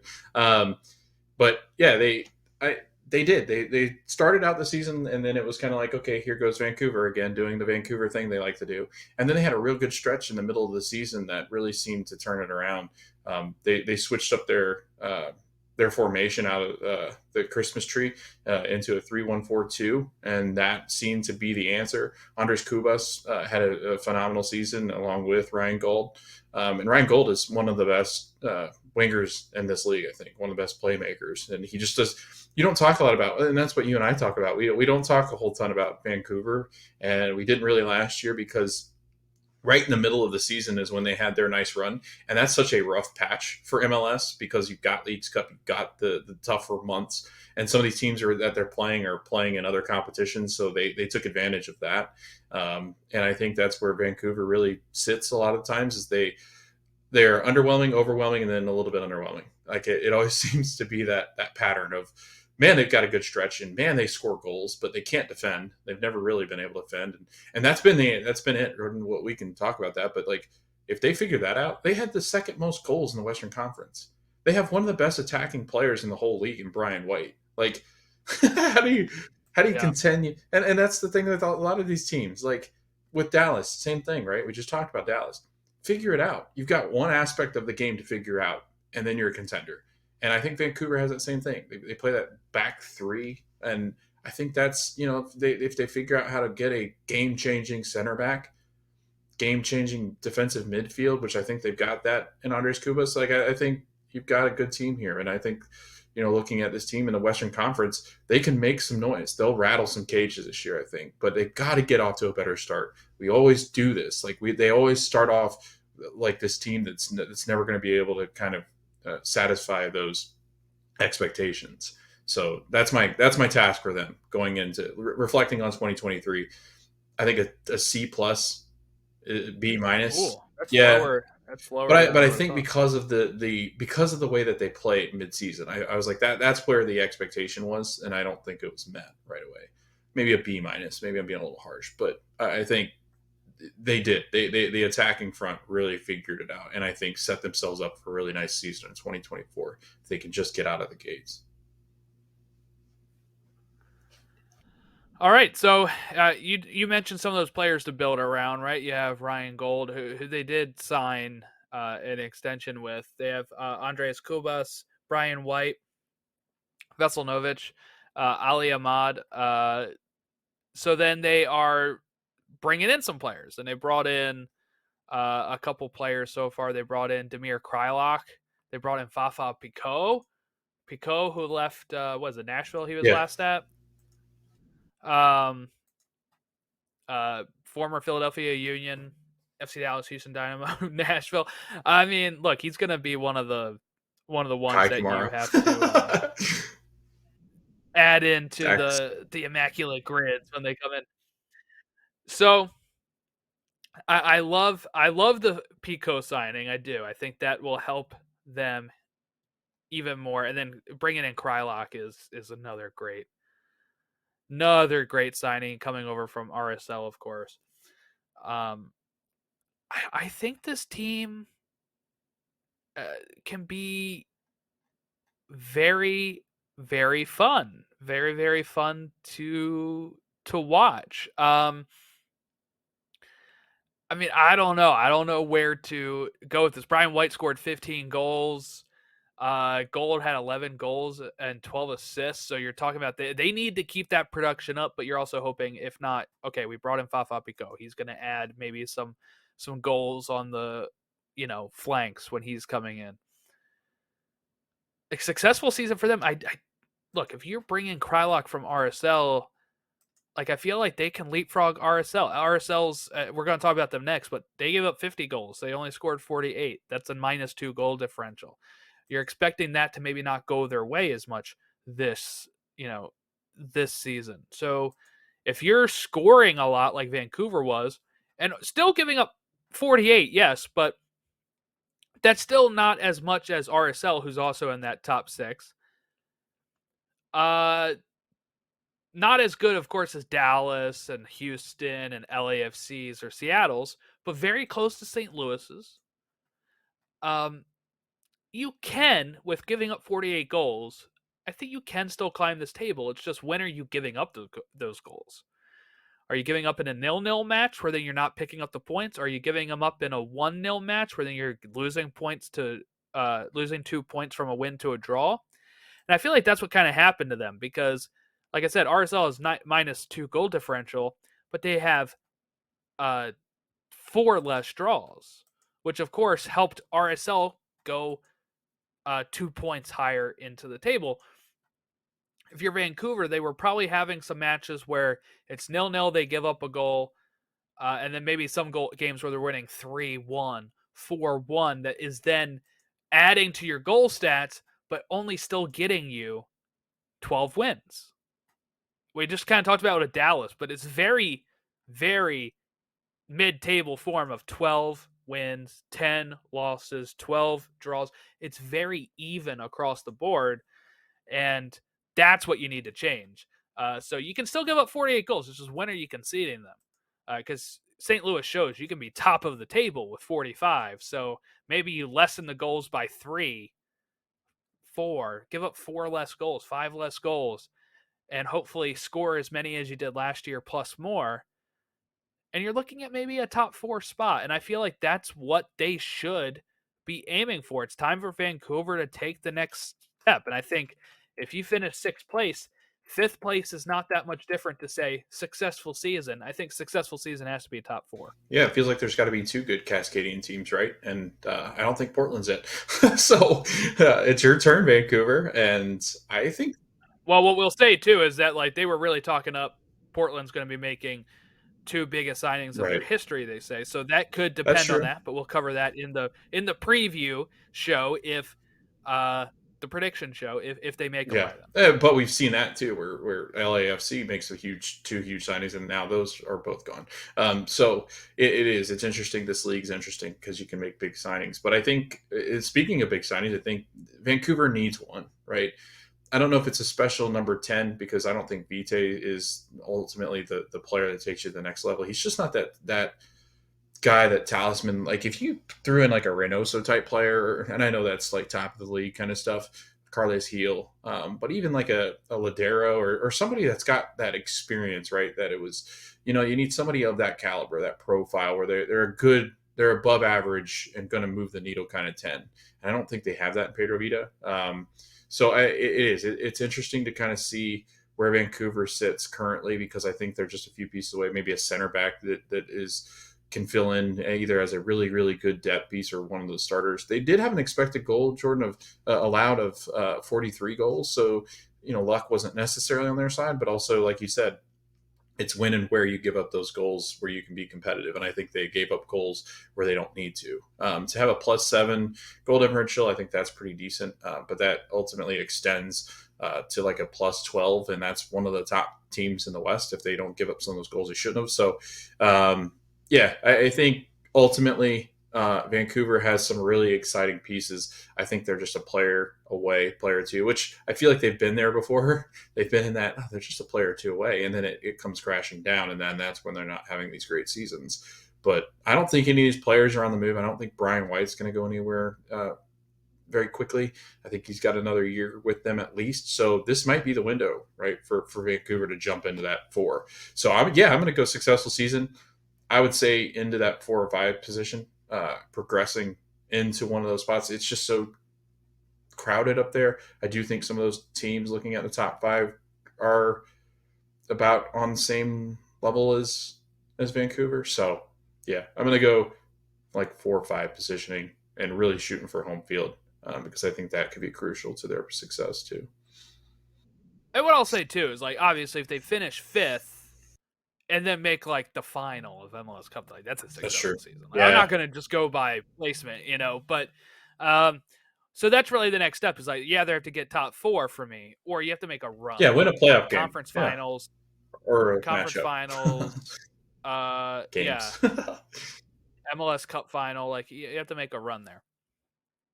Also, I want to correct myself. I said Cade Cowell had 3 goals already. He does That's not. Brandon Vasquez. It was Brandon Vasquez. Yes. Yeah, I had to correct myself. But still, same thing. All right. RSL. Moving on to RSL. Are we good? Yeah. Okay. I just wanted to. Sorry, I didn't have my screen up. So I was nodding my head, and I was on mute. Here, like staring. Yeah, and I just moved my hand off the thing so I could get back to it. I was like, oh man, it's gonna be awkward for a minute here. All right, RSL. Let's move on to RSL. We kind of talked about them a little bit briefly because they finished 5th, right above Vancouver. They had 14 wins, 12 losses, 8 draws, but only 48 goals scored, and they gave up 50. Finished with a -2 goal differential. So room for improvement for RSL. But David Blitzer and Ryan Smith bought the club in 2022. After it was bought by the league because of the prior ownership. And 2023 started off with 1 win and 4 losses, 0 draws. So absolutely brutal start for RSL. But they bounced back from mid-April to mid-July. They go 12 wins, 2 losses, 7 draws. That's right. So 7 draws out of their 8 was in that April to mid-July spot. So they were flying pretty well at that point, and 12 wins during that time, which put them top 4 of the West. And they got to the U.S. Open Cup semis. But then they kind of fall out of the top 4 and end up being 5th. Thanks to Houston, mostly. Houston kind of took that 4th spot away from them. And LAFC, for a while, was out of those places and kind of climbed back up. But that's what RSL's run was like. They bring in Chicho Arango, who, of course, comes over from Pachuca because he left LAFC in 2022 at the end of MLS Cup. He wanted to come back to MLS. RSL got him in. Record signing. And they also had a record signing in January with Andreas Gomez, who came over. So they did 2 record signings, which fulfills the ownership saying that they wanted to spend on bringing top talent. Who would have ever thought Chicho Arango is going to be playing at America First Field, I guess you would call it now. I still like to call it Rio Tinto. So you know what their biggest acquisition was in 2023, Logan? It was that I did not go to a game. That's what I was just about to say. You didn't. So no curse. Their team again. We were top of the table that year, and then Jordan shows up and they barely make the playoffs, I think. I don't think they were top. They were playing really well. Like they were playing really well. Yeah. And then, yeah. All right, so they definitely need to do better defensively. We know that, right? They probably need to score more as well. 48. I don't know how that, like, nobody except for Seattle and Dallas in that top 7 has less goals than them. Mostly it's 62, 54, 51, 55. And of course, you have Seattle, who somehow get up there with 41. We'll talk about them when we get to the next West episode, but they only gave up 32, Seattle. And then Dallas scoring 41 as well. So RSL definitely want to score more. They want to give up less. I feel like that's what most teams would want. But I don't know. I feel like they're probably in a really good spot. If we're grading them on last year, I think I have to give them. I'll give them a B-, and I'll give them a minus because they fell out of the top 4. I think, and the negative goal differential. I feel like if they were top 4 with a positive goal differential, I'm probably giving them a B+, A-. But I'm going to give them B-. They didn't, they brought in some great signings. This is the year that you want to really see take off, 2024. Yeah, I'm gonna go B-. I think the owners are finally spending the money that they need to. Chicho Arango is no joke. You add a Golden Boot caliber player. I think he gets 6 goals in like 12 appearances or 9 starts or something like that, and that's massive. If he continued at that clip, if he'd have played the whole season with them, they'd have scored a lot more. Their defense is still not great, and McMath is good in goal, and Justin Glad's back there. So it's interesting because I think they've got the potential to be good defensively. They weren't, and so that's kind of where I ding some points off of them. And before that, they did kind of look in disarray because the owners seemed willing to let the team kind of be a bottom of the Western Conference playoffs in that wild card spot, and then they go and spend some money finally.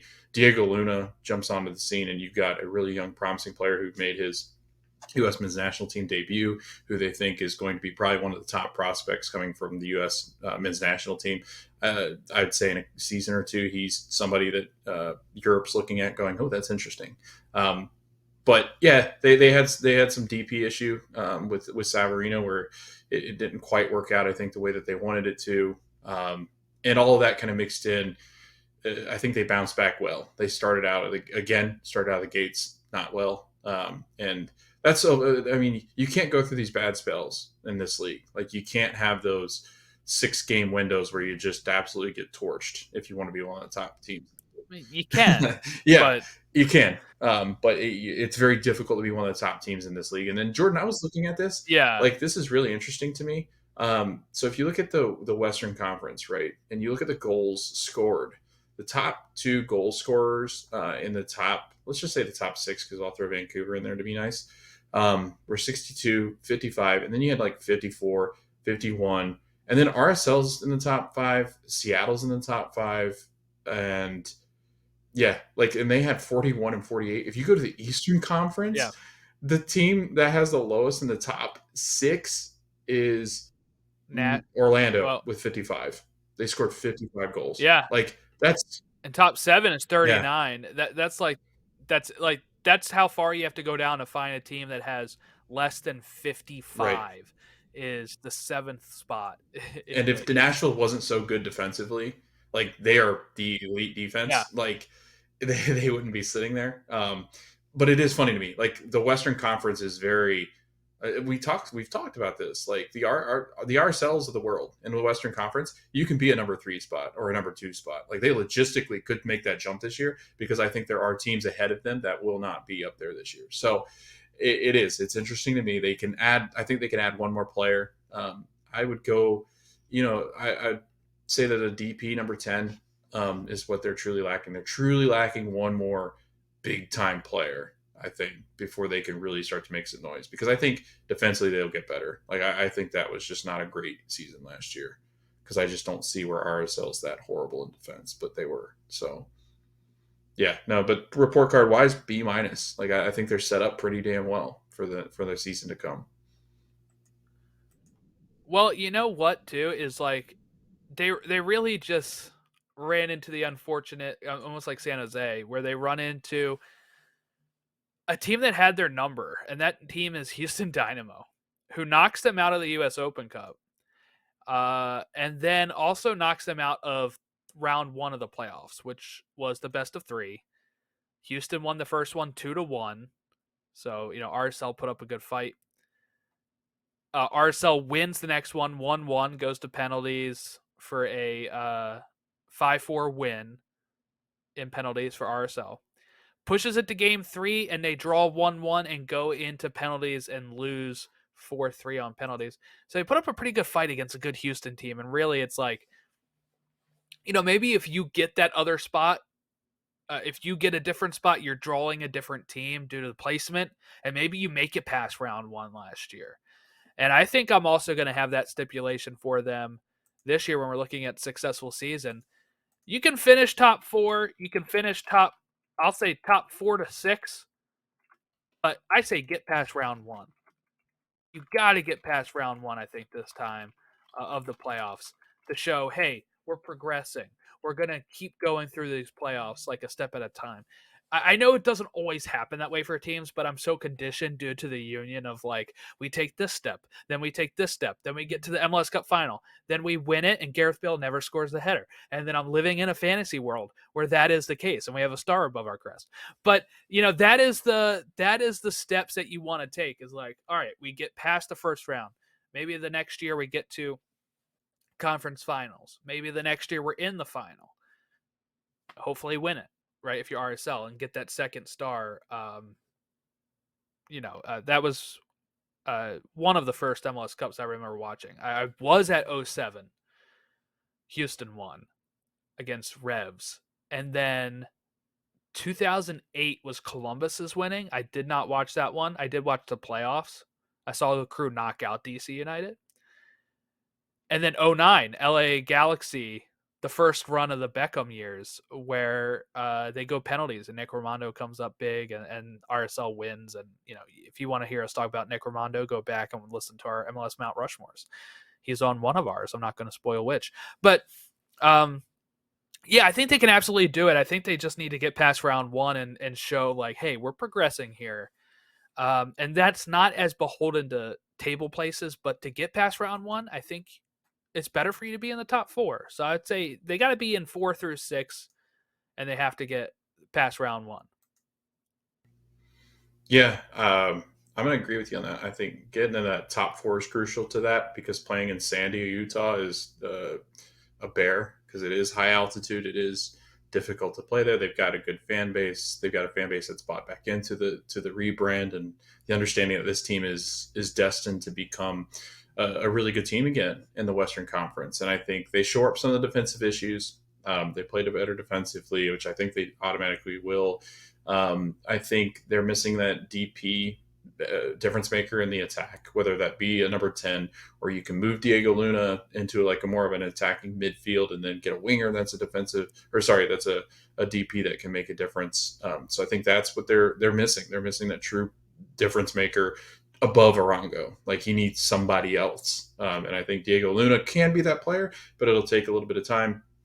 They are going to, Jordan, a couple things that they're going to be missing, though. Musovski's gone, Krylok's gone, Lofelson. Yeah. Like, those are veteran players that, Rabin, like those are veteran guys that were in the locker room, that are at training every day, that, they played 15 matches, 20 matches last year, because they're older. But I think that especially Krylok, he's such a difference maker as far as a veteran presence. Yeah. Like, that's the kind of stuff they'll miss. This is going to be like a younger, revamped team a little bit. And I worry there, because that's always a concern. But I think, Jordan, they're probably set up best if they add another player, and they do have deeper pockets. If they add one more player that's a really good difference maker, and Arango stays healthy and contributes like he had been at that clip, like, this team could be a really dangerous team. Like, I'm talking like top 3. But I think a successful season, home field, and you've got to get past the first conference semifinal round. Like, you've got to get to that. Even the conference final. Like, I think that's realistic for RSL, because I think they're there. They've been there. They've been so close. They went crashing the year before. They played a lot better this year, I think, and really, without Jordan, you look at the top, like, you look at those first 6 games or whatever it was that you mentioned, and if you get any kind of points there, like, they had a really great season, but they just did not start well. All right, so where'd you say for successful season? Home field advantage in their first round, so top 4. Home yeah, field. and winning 4. out of the conference semifinals, so winning their first playoff round, which is more than 1 game now. It's 2, so you got to win 2. All righty, so is that wow? That's all of the teams. So now we got a good Western Conference middle section here. Like, I think talking talking with No Other Pod too. I think SKC is a team also that is going to be formidable, and getting that stuff out of the way with Gavin Wilkinson. I'm hoping with some of their progression that, I mean, really, Jordan, like, you look at some of these teams that we're talking about, Vancouver, RSL, we talked about Sporting.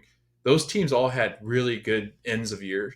Or surges in the middle of the season into the end of the year. Like, those are 3 teams that I legitimately think have a good chance. I worry some about Dallas because I worry about where they're really heading.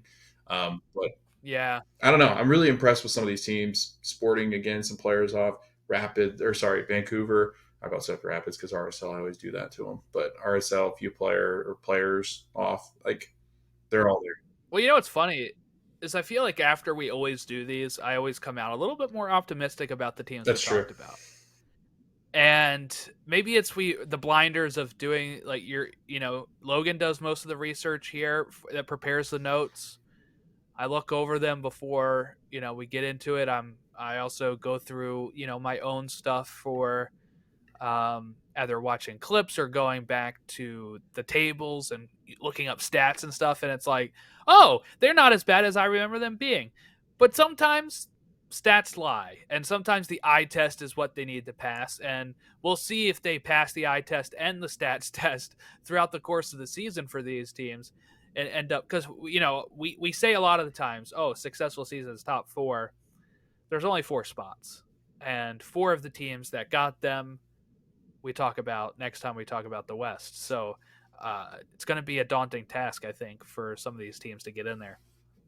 But thankfully, MLS just keeps expanding playoffs. So next year, we'll probably I think get the an whole league additional makes 2 the playoffs spots in this the year, playoffs. right? At some point, they will. It'd be like a March Madness kind And then of thing. you can just say, make Yeah. playoffs. Yeah, make playoffs. That's the expectation. So next week, or later this week, I don't know when I'm putting these up, but it's coming soon. Montreal, Charlotte, Red Bulls, Nashville, and Atlanta.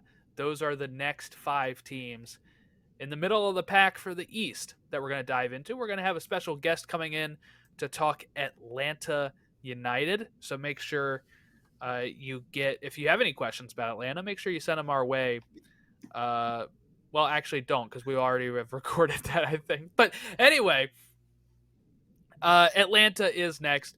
But you can still send any sort of questions or thoughts that you have about any of the teams coming up that we're talking about. It was great to have No Other Pod back on. It's exciting to dive into the Gavin Wilkinson stuff, which, I think showing how the fans are able to change that. I was just watching the Super League documentary and how it focuses at times on the fans saving football a bit from the Super League. It's just always nice when that kind of stuff comes together and is able to affect real change in the structures of the clubs.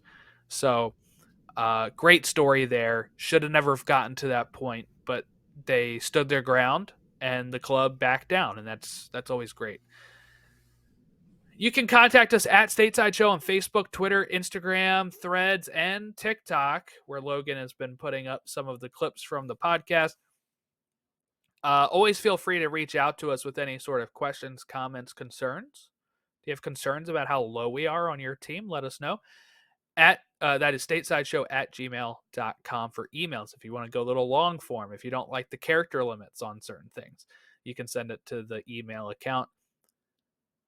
That's it. Have a great rest of your week. We'll catch you next time when we talk the middle of the East.